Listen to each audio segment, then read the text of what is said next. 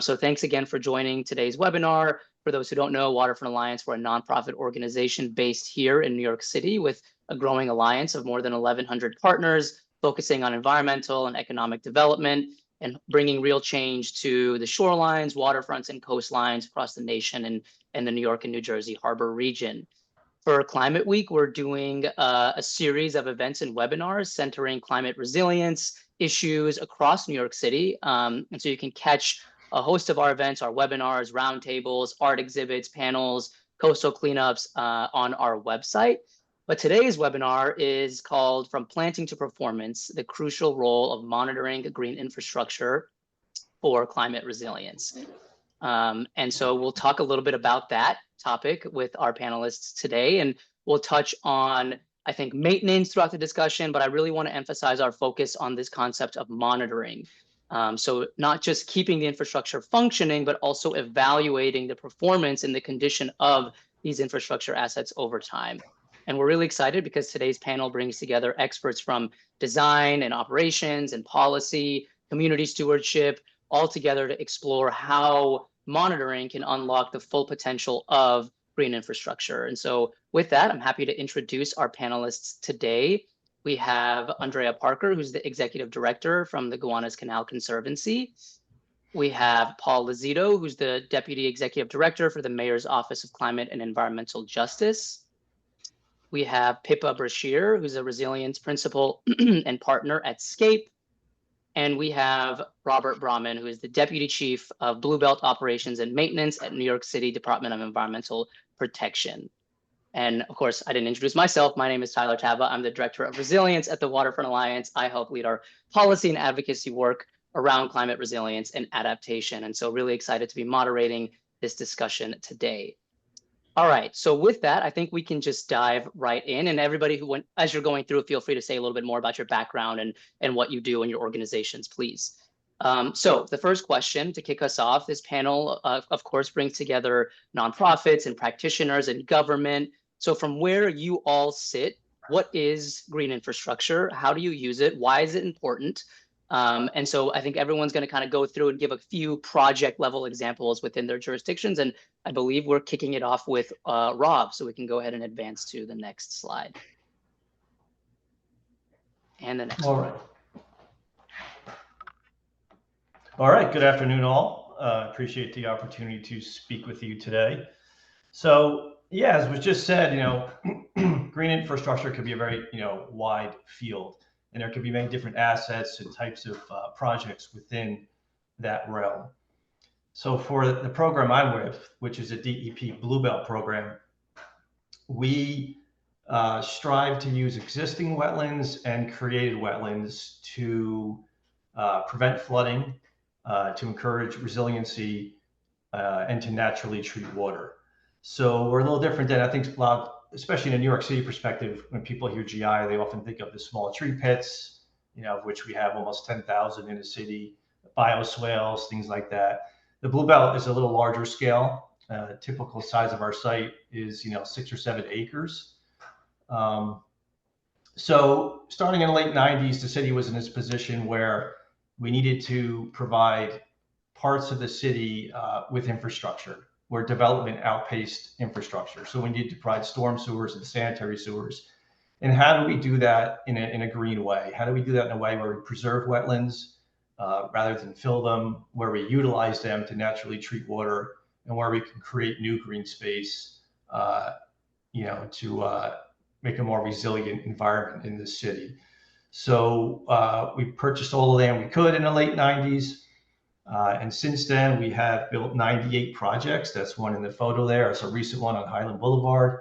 It's a large extended detention created wetland that takes all the rain flow from a very large area on Staten Island and prevents flooding of all the homes downstream. So yeah, Staten Island was a good starting point for us because it's the borough of Parks. It has the most open space. So we actually could do this. You couldn't do something into this scale in, say, Brooklyn. It just isn't the space. So we've created 98 on Staten Island with a natural design, all native plants. We'll get into that later. And now our kind of promised land, we're moving into Queens, post Sandy, where there was a lot of flooding, especially in Southeast Queens, places like Casino Lake corridor. We're going to be, we're presently working on designs for these type of sites, these type of GI sites in other boroughs. So in a real quick nutshell, that is what the Bluebelt program is in a GI perspective. Yeah. I think I'm next up. Is that? Yes. Yeah, we can skip through my slides. Oh, okay. Yeah. So as Rob said, you know, green infrastructure, when we refer to it, and most of the time in New York, can be used really used to narrowly refer to using vegetated ecosystems to manage stormwater. And it's really important that we talk about green infrastructure, that we like define these systems and functions and understand how they work. And Rob's going to go back to this.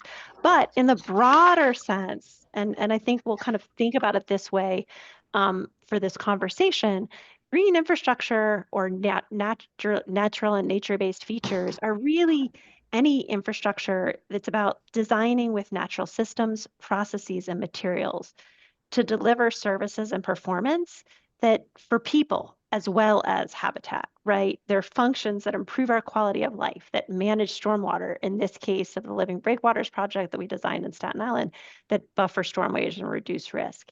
But they work with natural systems and processes to do this. You can jump to the next slide. So we want to take this expanded definition. So again, you know, the breakwaters are standing there, they're breaking waves, but they also have all these features that enable them to actually function sort of like a reef and provide aquatic habitat. Next slide. So, you know, is this also green infrastructure? I think the common thread, you can keep it going to the next slide, just keep going, is that, you know, you're working with natural systems. And the why is monitoring so important? Because we need their living, breathing things that evolve and adapt, and we need to monitor them so that we can understand how to better design, maintain, and operate them. And Rob, you said there's like not enough space in Brooklyn, but I think we're also trying to find space in Brooklyn. This is the Gowanus Canal, the Gowanus Lowlands vision for the Gowanus Canal, which SCAPE worked on with the GCC, and Andrea will talk in a minute. But next slide. So there are ways to think about, you know, maybe not at the scale of the Bluebelts, how are we integrating on land, vegetated landscapes to help us manage stormwater, provide cooling, and even provide some habitat, some pollinator habitat in our dense urban environments. And I'll turn it over to Andrea to talk a little bit more about the green infrastructure in the Gowanus. Thanks, Pippa. And so on this slide, I think this is a really instructive slide to look at some of the new public spaces that are emerging along the Gowanus through the work that we've been doing with SCAPE and with property owners and the city throughout the neighborhood.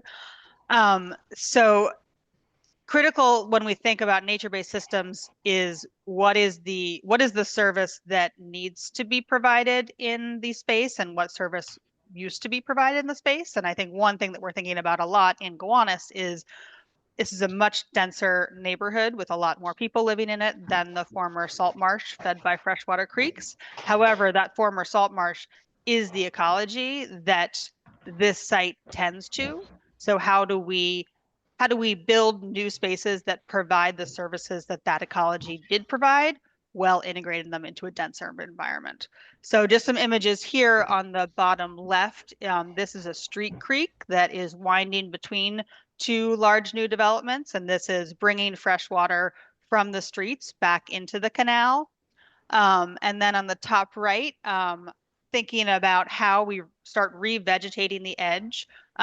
In Gowanus, we have a Superfund site, a canal that's being entirely dredged out and all ecology is being removed from. So how do we start rebuilding that ecology along the edges of the canal through public space? Next slide. We also on the right side here, we have some of the experimentation we're doing right now with rebuilding that ecology within the water itself. So, both installing floating gardens that can provide places for plants and animals to thrive in the water. We are also working on installing habitat modules for rib mussels on the new bulkheads along the canal.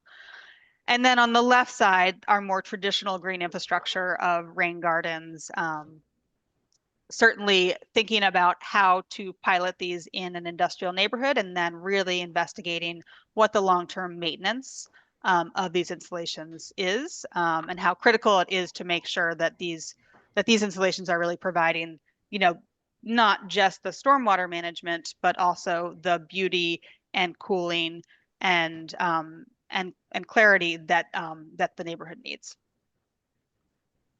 Next slide.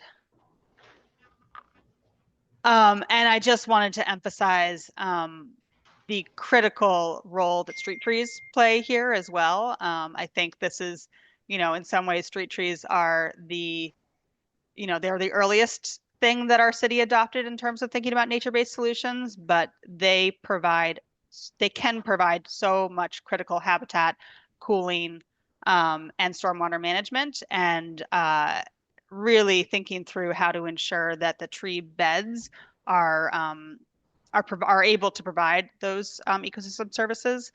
It's really through maintenance and ongoing management of them. And I'll turn it to our next, Tyler. Yes, thank you. So I think we're having some issues getting Paul into the room. So there's a set of slides here on the urban forest plan, or at least one slide on the city's urban forest plan, where I think Paul was going to talk a little bit about the tree canopy coverage and the overlay between the heat vulnerability index, but I don't see him here in the panelist room. So maybe we can just wait and see if he's able to join back on and go from there. So thank you all for talking about some of the specific examples. And I think maybe we can start off with going back to Rob on Bluebelts, just given that Bluebelts have become this kind of national model, I think, for nature-based stormwater management. Can you talk a little bit about what kind of monitoring systems DEP currently has in place to track the performance across installations? And have you seen monitoring data lead to design or operational changes over time? Sure. So yeah, if you would go back to my slide set.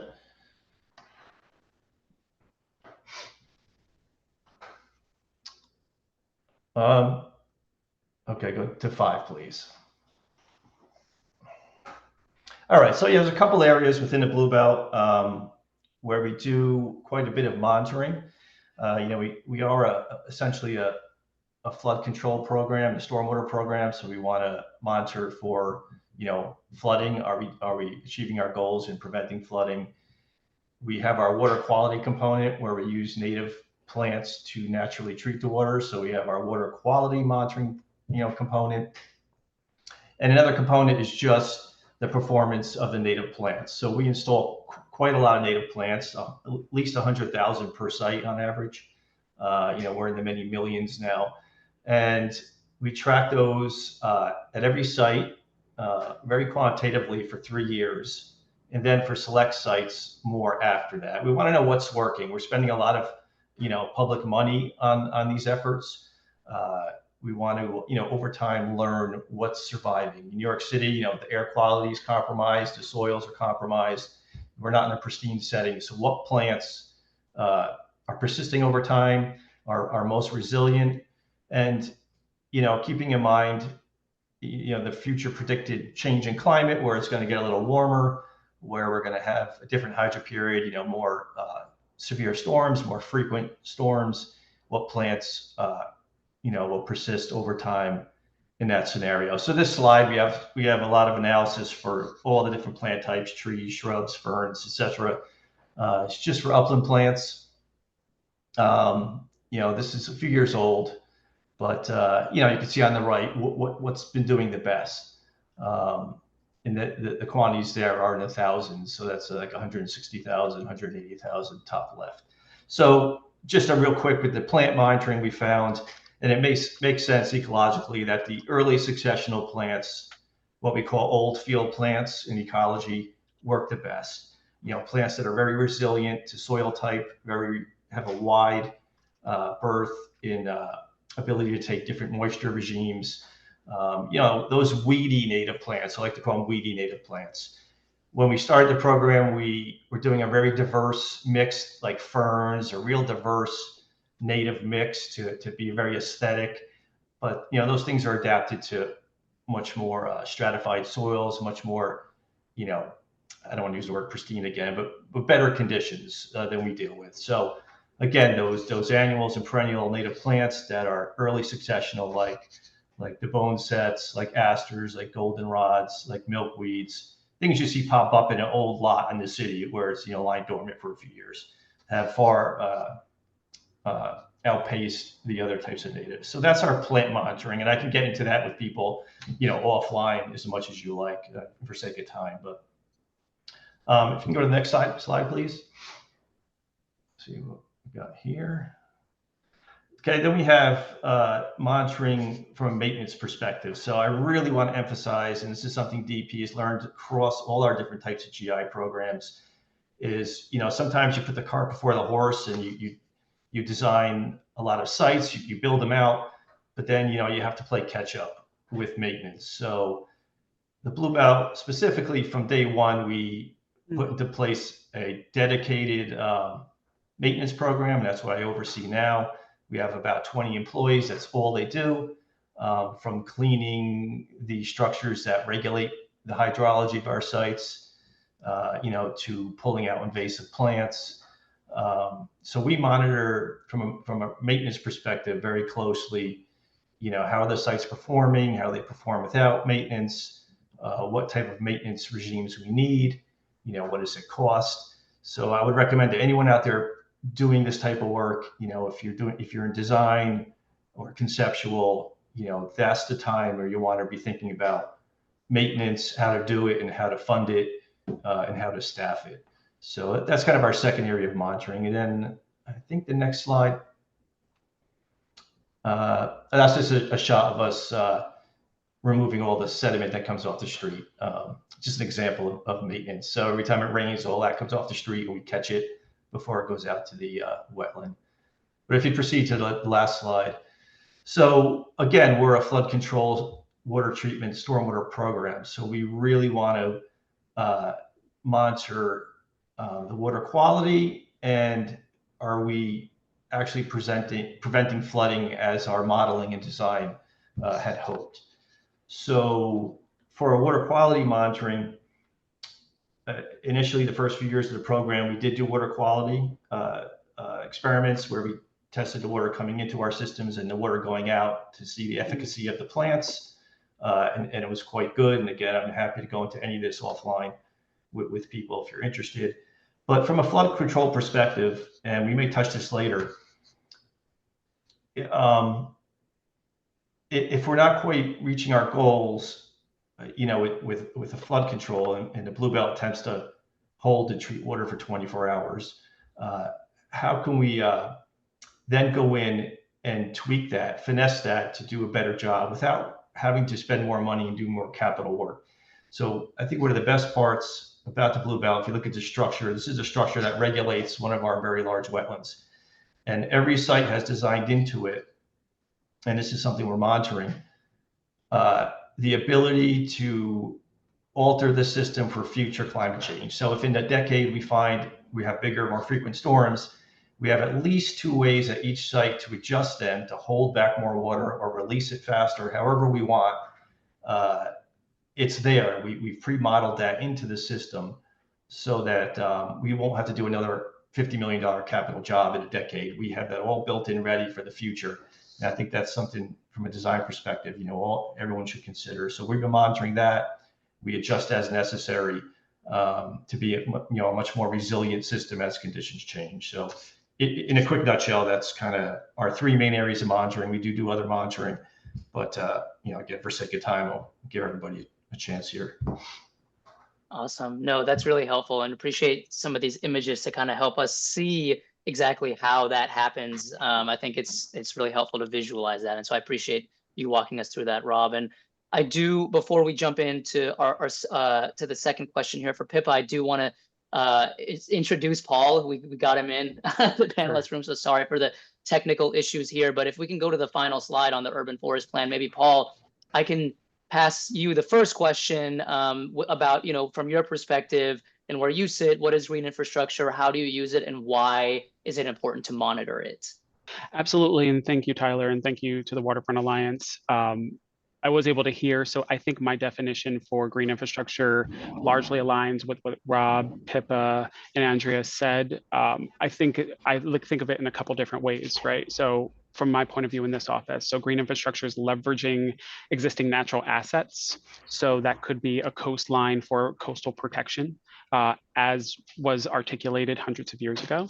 It could be restoring a natural asset that could be street daylighting, and it could be engineering new infrastructure similar to what Pippa was talking about with the living breakwaters, or retrofitting existing infrastructure. And retrofits are something that really aligns closely with what we're doing with the urban forest plan, which is we effectively have 60% of our cities paved. How do we green that 60% of the city that is paved with tree assets so that we can reduce the urban heat island effect?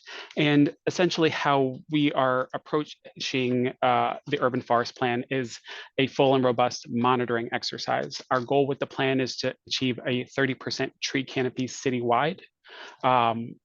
And also for us to monitor to get to that goal every 5 years with a flyover of New York City, a LiDAR analysis to make sure that we are progressing towards that goal and also detecting where we have tree losses.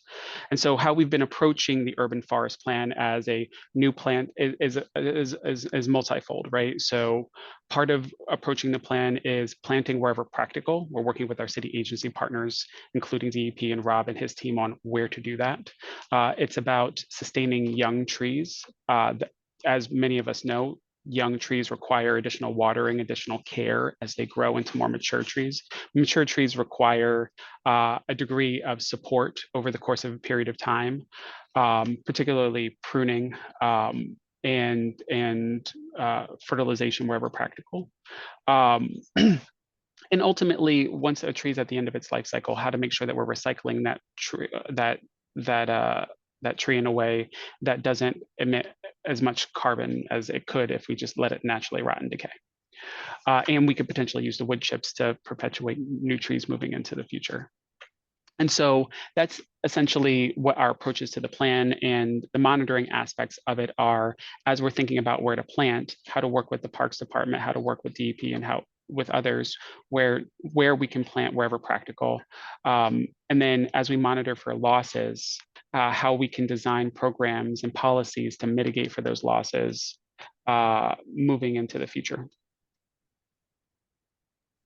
Awesome. Thanks so much, Paul. And yeah, this is a great plan. And I know it's in the works right now. And so I'm sure there's plenty of opportunity for folks in the audience who are interested to also get involved as it starts to unfold. So appreciate you kind of coming in and sharing that perspective. And so to jump kind of back into where Rob landed, talking about Bluebelts and monitoring and data and how important that is, building that into projects, I want to ask Pippa, from your perspective, just given SCAPE's work so often bridging ecological design and community resilience, could you talk a little bit about how you approach monitoring in both planning and in built projects? And maybe as you're talking about that, if you could share an example of where monitoring data has directly influenced a design decision or a community engagement strategy.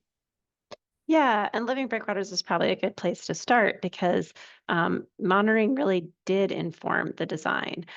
What I do want to pause and first say that unfortunately, I don't have as many examples as I should. Monitoring and observation of existing ecosystem, especially in this climate of a changing climate around us, and when when you're trying to design these in urban environments, which they're just natural environments are not natural analogs. You know, Rob said these early successional plants work. They're very particular because they're adapted to these urban environments. So often we don't have monitoring, and it's often something that is not paid for, not programmed, not in a scope for design. And Rob, you said you need to be thinking about that at schematic, or concept, not when we usually get asked about it as landscape architects, which is like when the construction project is done. We're kind of told, well, we'll figure that out later. So a pitch to anyone, particularly in public sectors or private developers, you're writing these, put it in the plan early. It's going to pay dividends in the end. One of the projects where we were lucky to have that was Living Breakwaters, because it was, sort of funded by HUD through this this Rebuild by Design competition, and we were trying to do something new. How do we create hard structured aquatic habitat? We could do desktop research and historic looks, sort of look at what is, what creatures, and I say creatures, they're not just all animals, will inhabit these structured habitats and reefs, but they're not actually reefs. So we actually work with our ecologists, CARC, Ecological Marine Consulting, and they said, well, where are there structured habitat in here? Where are there reef-like things? And there's some, there's some rock piles around here. There's some channel markers, right? And so they actually did dive surveys and looked at what species were there, and that formed the foundation. They were sort of like, what from our research and the restoration, the Hudson Raritan Estuary Restoration Plan, our priorities, but also like who's in the vicinity now, who are we designing for? So from a biological monitoring perspective, we've done that. I would also say in the Gowanus, there's a lot about stormwater management, a lot about cooling. We worked with a local entomologist for those Gowanus projects that Andrea and I were talking about, to look at native bees, to research native bee species. We also did some baseline monitoring. So hopefully we can say when we go back in, next year, a couple of years, there's more native bees. But as we picked those plant palettes, we were really thinking about the native bee species that we know are there, but also the few that we did find pre-existing on the site. So important. Awesome. Yeah, absolutely. Thanks, Pippa. And Andrea, I don't know if there's anything you wanted to add just on the Gowanus piece. I know we'll get back with the question about Gowanus Canal Conservancy, but of course, if there's anything you want to add here. Yeah, well, I mean, I think that bee monitoring is so critical to be done, and specifically to be done in partnership with the maintenance staff. And I think that's one of the most amazing things about the work that Sarah is doing on the ground, is that she's daily talking to our gardeners and talking to them about their maintenance practices, and we are adapting and developing maintenance practices for these sites that will support these insect populations. So I mean, throughout any type of monitoring protocol, I think making sure that monitoring is very tied into maintenance, and that it informs adaptive maintenance for all sites. Yeah. And maybe it's a little off topic, but I think that just that you highlighted that like conversation, that the people doing the maintenance understand the goals that are trying to be achieved, because we're trying to make those bioswales, and the Gowanus do a lot of things, right? They're managing stormwater. But we also want them to be bee habitat. So understanding why we're maintaining things a certain way is really important.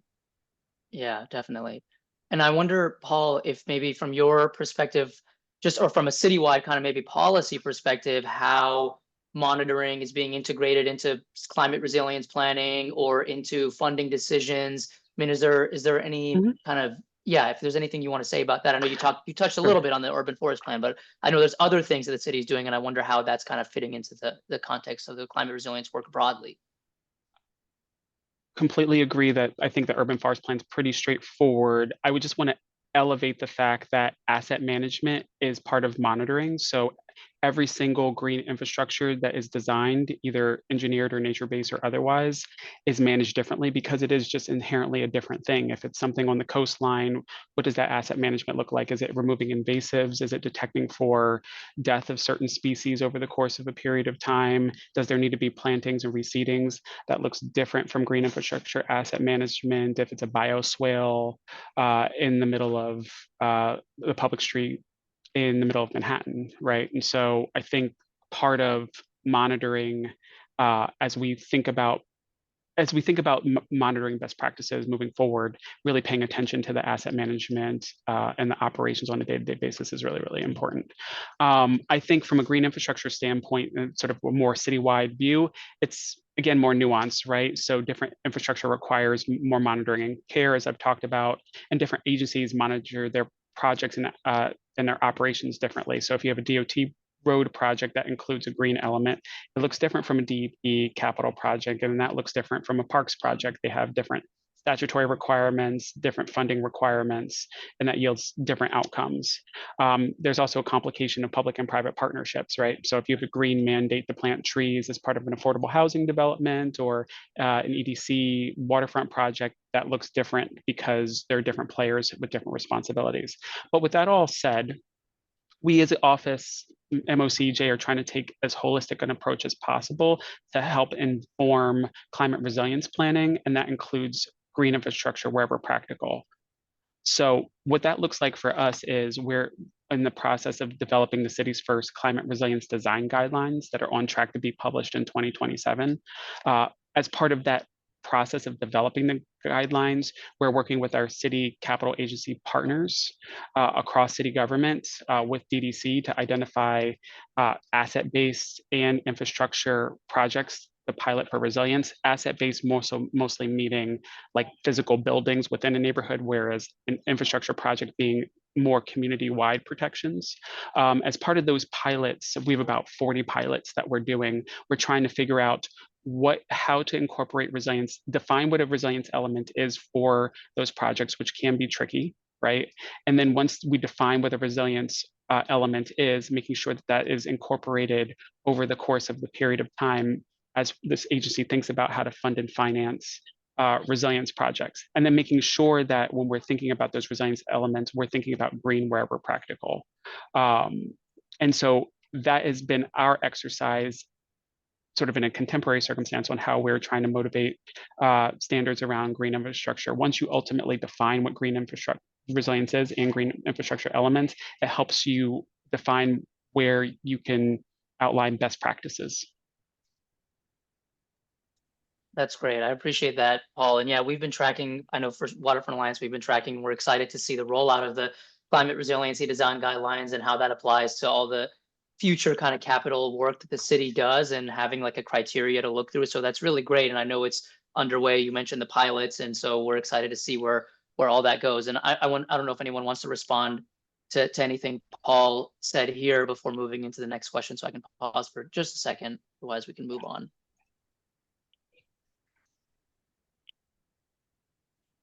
Awesome. Well, I think then my next question is for Andrea about some of the work that Gowanus Canal Conservancy has been doing, particularly with a very strong community stewardship model. And I'm wondering if you might want to talk a little bit about how you all incorporate some of the community-led monitoring or citizen science monitoring into your work. And sometimes I know there's challenges and tensions there, but would be curious to hear a little bit more about that. Sure. So I think that I think when we think about community science and how to fit community science into monitoring, we need to be very clear about what the goals and capacity are, and make sure that they are that programs are aligned with what is actually needed. So I would say, like, I think that this kind of monitoring can be very helpful for data collection, but in some ways I think it's even more helpful for advocacy and larger community engagement. So an example that we think is working very well and we really are leaning into right now is the mussel habitat project that we're working on in Gowanus. In that case, high school students are helping design mussel habitat modules that are then installed on bulkheads. They are coming to do regular water quality monitoring and monitor for wildlife on those installations. And then they're, extrapolating from that. This is what could happen if we had more of this kind of installation along the Gowanus Canal. This community science is directly tied to a policy and funding outcome, right? So if we can show that this kind of restoration is possible on the canal, then we can advocate through the natural restoration damages assessment to say, okay, the responsible parties for the Superfund should be investing in this kind of restoration project along the canal, and can really unlock, millions of dollars and, a much larger restoration project than could be possible just through student work. And I think that kind of connection is really critical to have in community science, where it's not just monitoring for monitoring's sake, it's monitoring to actually help make a difference both in this particular site and also in the understanding that high school students can have about what their impact can be in, in the future and in their future careers. Yeah, I think that's really important point. And I know when we were prepping a little, we talked a little bit about kind of the tension between, citizen science versus professionalizing some of these skills. And I know when we're thinking about like maintenance, for example, there's a huge issue with just the lack of jobs or at least long-term kind of commitment to maintenance jobs within the city, and how a lot of it is relying on seasonal work. And I was at a workshop last week on green skills and climate jobs, and they talked, DEP talked a little bit about the God, what's it called, the title, the civil service titles, and the challenges that there are with filling civil service titles that don't necessarily match the types of roles that are needed. And so I wonder, is there anything kind of, is that a similar tension between the maintenance and monitoring side where you have that kind of issue with staffing largely? Certainly. I mean, I think that's something that Gowanus Canal Conservancy has been focused on for quite a while in terms of maintenance for new rain gardens. And I think, back in 2013, when the city started building rain gardens, a lot of us thought that volunteers could take on management of these rain gardens, and that could really be an effective stewardship mechanism. And through now that we have 13,000 of these rain gardens across the 5 boroughs, it's become very clear that it is a far larger job than volunteers can do. And it's also a far dirtier and grosser job that really needs to be paid. It involves removing really disgusting sediment that includes all the gross stuff that we put on the street. And these are incredible green jobs that the city really needs to invest in. So I think a lot of the work that we've been doing, both in GCC as also part of the Rain Coalition across the city, is showing that that workforce development for these types of jobs needs to focus not just on the skills of actually removing that sediment, but also in engaging trainees and understanding the importance of green infrastructure and how rain gardens can impact their communities and can provide these ecosystem services, coupled with advocacy to the agencies and to our elected officials to say, we need to get more funding into maintenance. We have so much money in the city to put into capital projects. We can build 13,000 rain gardens. We need to put so much more money into the everyday maintenance of them so that they actually stay and continue providing those ecosystem services for the long haul. Yeah, I totally agree. And I wonder, if anyone else wants to kind of say something around that and the role of funding these positions. I know that's something that we feel really strongly about too at Waterfront Alliance. I know Pippa, you've been big on that. So maybe we can turn it to you, and then I would like to get the city kind of perspective. Yeah. Yeah, I think I'll just say that it's really important, and I'm speaking here as someone who's on the design side, as a design consultant that gets paid to do the design and the construction. And I'm telling you, more money needs to go to the maintenance and operations. And it has ripple effects, because the reality is it's not like a more expensive maintenance, but it's a different type of maintenance. We need to start changing our maintenance practices. And if we don't, we keep trying to do it the same way, they won't survive. So we build and design these things, and then people turn around and say, oh, rain gardens don't work, or they're dirty and they're messy and they catch trash. Well, storm drains catch trash too. It's just how we clean them, right? So it's really important that we invest in maintenance. And it has ripple effects for being able to the success of these infrastructure and actually leveraging funding for getting more of it, right? They need to be beautiful. They need to function. They need to work in our urban environments. So just want to say. Yeah, Paul, go ahead. Fair enough. So a couple things come to mind. First is that, we are really trying to innovate around green collar jobs and what those jobs look like and advocate for those types of positions to be filled. I think historically we have not thought about these kinds of maintenance jobs as green collar jobs. I know through some of our plans, particularly the urban forest plan, we've been talking about how to calibrate differently to make sure people appreciate the fact that a green collar job is a tree planting, it is maintaining bioswales, it is doing the necessary cleaning, and making sure that as we're designing these kinds of projects that they're proportionately resourced to sustain them over the course of a period of time. I think one thing that's just always going to be evident in city governance is that there's such thing as a capital budget and an expense budget. And and capital budgets are easier to resource and expense budgets are harder. And so the natural inclination is to do more projects. You make them a capital project, which doesn't often pay for the staff to operate and maintain over time, which is expense.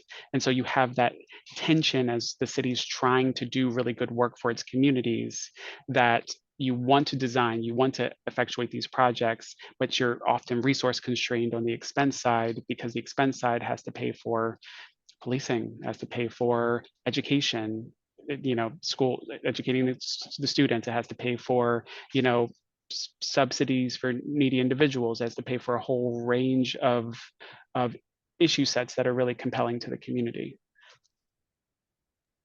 Yeah, I think that's super fair and maybe not something that people see so obviously. And so I know we've been trying to work with the city to advocate for some more of that. And I know you've been actually really a good partner in that fight. And so I really appreciate that. And I mean, one thing that had come up also just that I thought was really important that you mentioned is how monitoring can actually serve as a detection method for the city. And so it can serve all these like other benefits. I don't know if you want to say anything about that, but I mean, my point in saying that is that investing in this has all these ripples, and I know that's been kind of talked about, but I just want to put a really fine point on that for the audience. But yeah, so go ahead.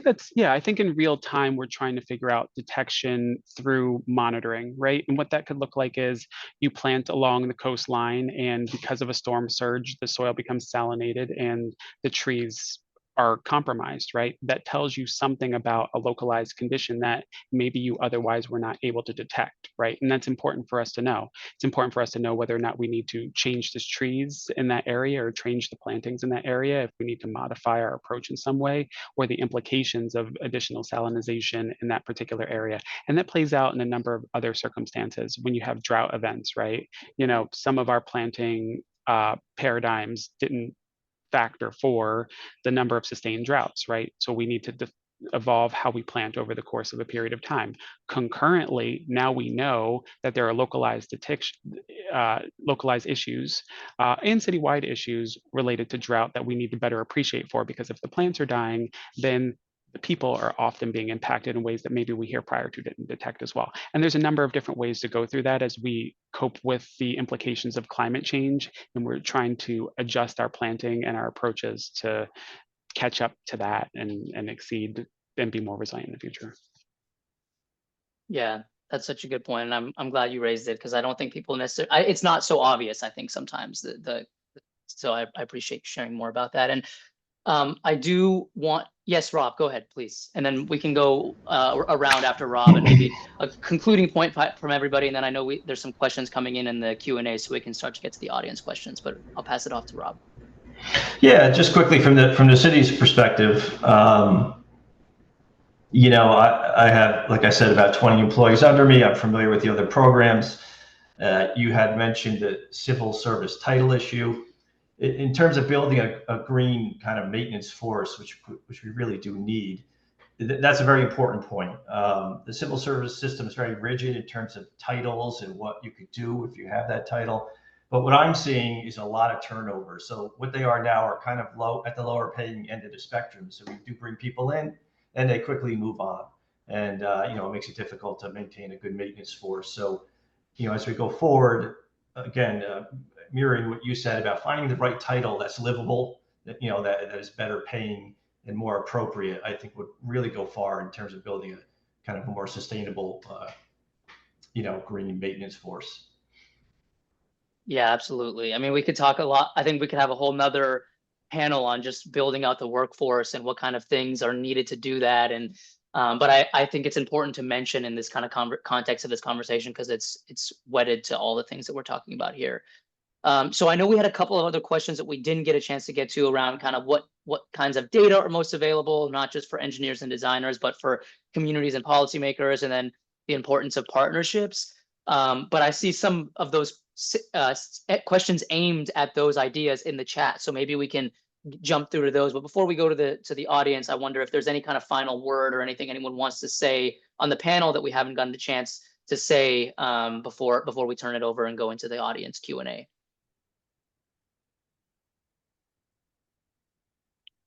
Okay, great. So if not, then we'll jump into some of the questions, and we have a few here, so let's try to keep answers brief. So the first question that came in is, I think this was actually about when Rob was talking about the Bluebelts.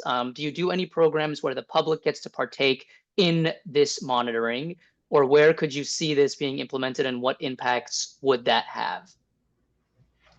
Sure. So we have several programs. We have an Adopt a Bluebelt program where groups can adopt sites, modeled after the DOT program. We just recently, 2 weeks ago, did our first BioBlitz, where we invited the public to come and document what species are at our sites using the iNaturalist app, with local experts taking them out in the field, so we can get a really, someone spoke of bees earlier. We got a lot of bee species. We can really document, and the public can help us document that to inform our future planting plans. But one of our coolest projects, our citizen science project, we've been doing it for 12 years, is for 3 months in the spring. It's completely run by the public. It's a migratory eel project at one of our first sites, where we count every day, count all the baby eels that come from the Sargasso Sea all the way to Staten Island and Queens and around the city. And volunteers do that. And that data kind of documented that not only do we meet our engineering criteria, but we're bringing back species. We get to teach the public, scientific collection techniques, and it taught us how to build things like fish ladders and how to tweak our structures to allow species to pass them. So that particular citizen science project has influenced design going forward. Had a better wildlife and fish species. So it has a great impact. And if anybody's interested in that, you could just Google that eel project, and you could take part in the spring. Awesome. Thanks, Rob. A lot of the questions actually in the Q&A are for DEP. I guess people want to really get involved with the work, which is not surprising because it's really cool. The next one is actually also for Rob, and then we can shift, but it's what are DEP's current challenges and solutions regarding Phragmites and reduced water storage capacity in Bluebelts? Yeah, so I think anyone familiar with Phragmites knows what an aggressive plant it is. I've been doing this since like 96, a little cynical. I've kind of changed my view to the point where we're not going to eradicate it. It's impossible unless you had an unlimited workforce and an unlimited budget. So we're going to have to live with certain amount. Here in the Bluebelt, we have certain watersheds where we build out these beautiful sites, and they're surrounded with Phragmites on private lots. So we're always going to have to contend with that problem. So to deal with that, again, I have a full-time staff that deals with Phragmites. We also have contracts with landscapers to deal with Phragmites. We're working on an herbicide contract for the future. So it's always something in a setting like New York City that we're going to have to deal with. There is no golden bullet to take care of it. In terms of reduced storage and conveyance, we haven't had that issue at any site. We build the main parts of our open water to be deeper than 3 feet, which excludes Phragmites. It can't really grow in deeper than 3 feet of water. So that helps us out. And we do much deeper water at the inlet of each structure, so we don't have that vegetation growing there. It'll always be a problem, just part of our maintenance plan. Right. The next question I think is for anybody, maybe Pippa or some of the practitioner perspective. Are there opportunities that post-installation monitoring of green infrastructure has unlocked for reducing maintenance burdens during the design process? I can start, but Andrea, I may get you to chime in, because I think in many ways it's a very common challenge. We're often precluded from talking, for just the ground. Like, there's such a separation between capital construction and design from maintenance and monitoring that we're actually precluded from talking to the future maintenance partners. We've also had some projects that are like confidential, and that's become really problematic. But the Gowanus is an interesting example because, Andrea, the team's been working with you for so long. You guys monitor and you maintain and have maintenance manuals for your work. And with the work that you're doing to kind of develop an MOU, a lot of the developers for some of the sites really are looking around and be like, oh, we could hire a private company to do the maintenance, or we could do the GCC. So in many ways, in lack of a maintenance plan, we're looking towards the maintenance work that we know the GCC is doing in that district. And so it becomes a proxy, and then it also becomes easier for like GCC to be engaged to maintain those, because that's how they were, that's basically what they were designed to in absence of another one. So it's maybe not the ideal scenario, but Andrea, jump in here if it's like, if it works or not. But yeah, I mean, I do think this is it's a very unique situation, but I Yeah. do think, you know, the plant palette that Pippa's talking about, like, the plant palette has come from the testing that we've been doing in gardens in the Gowanus for 20 years, right? And that means that we have a very clear understanding of what is going to thrive in this landscape and what kind of maintenance it needs. And I think that coordination, again, between maintenance and design is the critical way to address some of these headaches. But you need to find the right situation to make that happen. Awesome, thank you. And maybe zooming out here, there's a question that just came in. Maybe we can go to that one about thinking. We're talking a lot about New York City, and so I wonder, you know, from people who are either working for the city or from advocacy or practitioner perspective, are there other cities that you all see that are leading examples in green infrastructure monitoring? And if there are, what lessons from those contexts might be transferable to New York City? I think rightfully the question also says New York City's unique situation, which is true, but I wonder if there's other cities that people are like looking at and saying, oh, they're doing monitoring really well.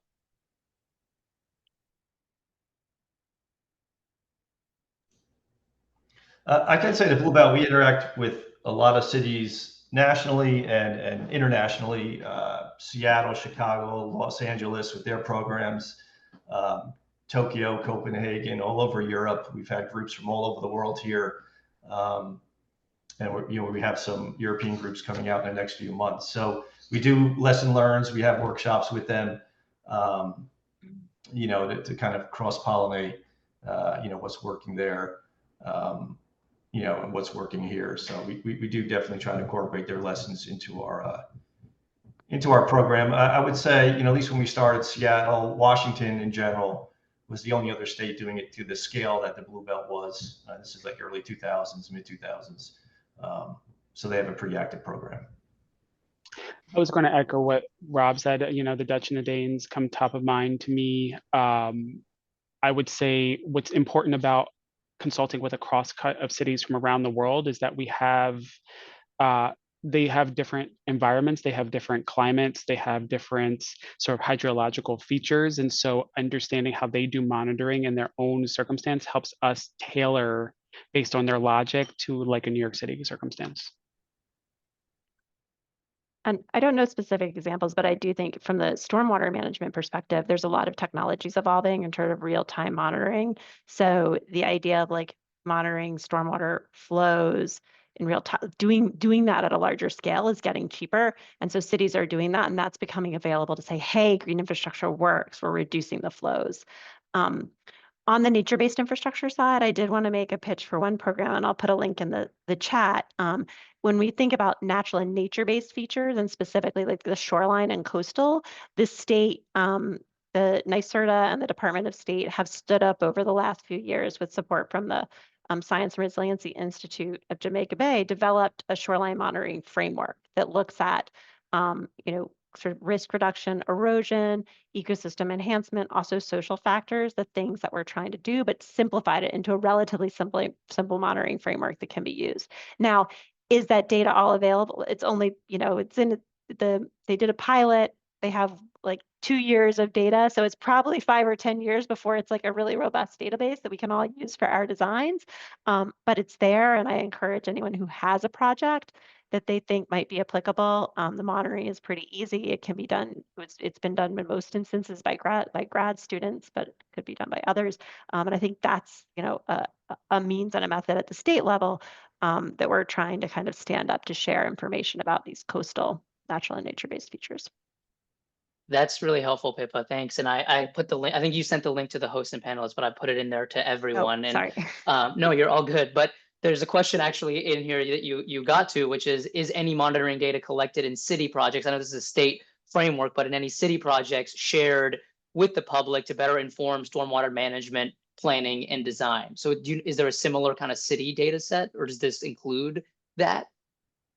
I don't know. I mean, I know that Paul, with the urban forest plan, the new technologies in terms of how the tree survey is being done is pretty amazing, and that is a lot of that information is public, but the results of it. That's exactly right. I mean, as it relates, so what the urban forest plan is doing is we are detecting for where we have tree canopy loss and gains across the city, and in real time, which we can make a connection to stormwater reduction, as we're trying to do with the urban forest plan business case making of where and why to plant a tree. And some of that is to reduce extreme heat. Some of that is to retain water, stormwater in certain tree pits or on site, or actually, if you have a robust tree canopy in the middle of the summer, it actually slows water reaching the ground, which helps us to avoid overwhelming our sewer systems. And so part of what we're doing is not only planting, but also trying to figure out the business case making, which can inform monitoring into the future. Awesome. The New York City tree map has lots of fun information. Yes. So we're coming up on time here. There's still a few more questions, so maybe we can try to get to one last question, and then give a huge thanks to the panel for joining. So I'll ask the last question to Rob, which is about how DEP and parks coordinate monitoring and maintenance on Bluebelts on parks property. So a little kind of joint partnership and jurisdiction question. Sure. So about 40% of our sites are on parks properties. So they're DEP assets, but they're on properties managed by the Parks Department. And going forward into the other boroughs where I mentioned space is limited, pretty much all of our future sites in Queens and Brooklyn will be on Parks Department properties, just because there's nowhere else to do it. So that's kind of new. The monitoring aspect of that is kind of new for us. I mean, though we do it at all our sites, the interaction with parks is something we're kind of developing now. Kind of what standards they want to see, how it differs from ours, techniques. So we're currently working on an MOU, memorandum of understanding with parks. What kinds of things they want us to track over the long haul. But that interaction is definitely there. Between the two agencies. We're just working out the details now. And I think just to some history, please jump in if I get it wrong, Rob, but in terms of a watershed moment in the right-of-way green infrastructure program at DEP, it really was a similar sort of MOU around the maintenance of right-of-way bioswales and how to manage that between DEP and park. So I think just monitoring and maintenance so important to making these things happen at scale. Yeah, there's a similar MOU there, as you said, yeah. I also just want to elevate go ahead, FloodNet, which Pippa dropped into the chat. That's 500 monitors to detect localized flooding all throughout New York City. That's a partnership between DEP and MOCJ. So that's real time where you can see flooding in your neighborhood. So if you live in a flood prone neighborhood, even if you don't click on it, it's got a lot of interesting information about what's happening on the streets. Yeah, absolutely. FloodNet is great. It's a great resource. We're huge supporters, and we've been working with the FloodNet team on some monthly office hours. So make sure to check that out on our website. My colleague Farhana is leading that for us, and it's been really a good partnership. And we'd love to see those sensors expanded all throughout the city.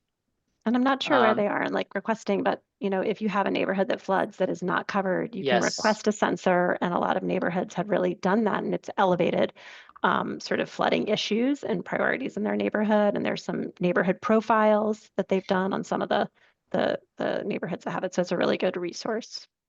Absolutely. Yeah, I know there's a survey form at least, and I think it's kind of ever going or ever collecting information on where they should be expanding. So we can make sure to put that in the follow-up for everybody. But with that, we're a little over time. So I want to thank everyone again for joining the webinar, and a huge thanks and round of applause to our panelists for really great insights.